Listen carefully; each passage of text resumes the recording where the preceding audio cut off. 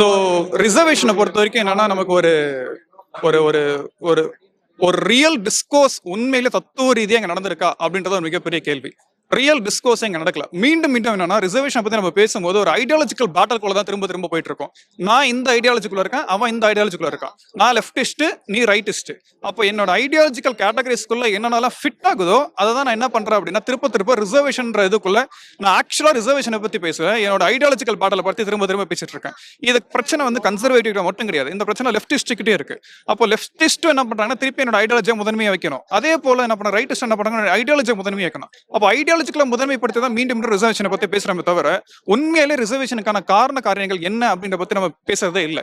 அதுல ஒரு முக்கியமான புள்ளி வந்து ஒரு 3 புள்ளியை சொல்லலாம். முக்கியமான ஒரு மிகப்பெரிய தலைமைகள் 3 தலைமைகளை சொல்லலாம். அதுல முதல் தலைமை வந்து என்னன்னா காந்தி, அம்பேத்கர், நேரு. இந்த 3 பேருமே என்னன்னா ரிசர்வேஷனுக்காக மீண்டும் மீண்டும் தங்களை வந்து முன்வைத்துக் கொண்டே இருந்தாங்க. அப்போ முதல் விஷயம், இது ஒரு 21ஆம் நூற்றாண்டு. இந்த 21ஆம் நூற்றாண்டுல யார் வந்து அப்பட்டமா நம்ம கண்ணு முன்னாடி பார்க்கும்போது பிரித்தங்கி இருக்கா அப்படின்னு பார்த்தோம் அப்படின்னா நிச்சயமாக அது தலித்கள் தான். அப்படி இருக்கும்பொழுது இவர்களுக்கு இந்த நீதி எங்கிருந்து கிடைக்காம போச்சு அப்படின்னு கேட்டா வறுமையின் மூலமா அல்ல. இது ஆல்ரெடி உண்மையிலே சமூக ரீதியா ஏற்படுத்தப்பட்ட உயர்வு தாழ்வு.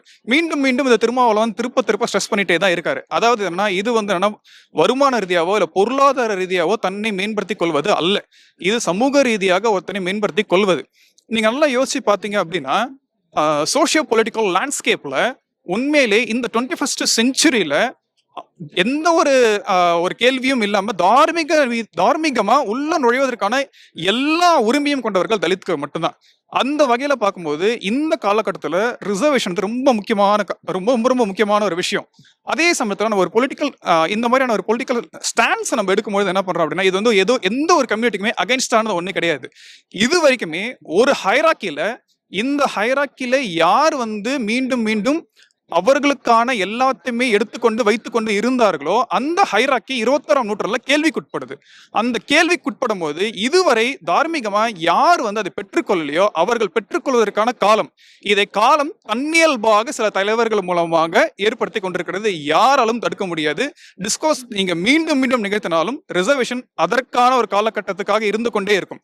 ரிசர்வேஷன் என்பது தன்னியல்பாக தானே உடைந்து விழுவதுதானே தவிர நம்ம அதை எதுவும் செய்ய முடியாது.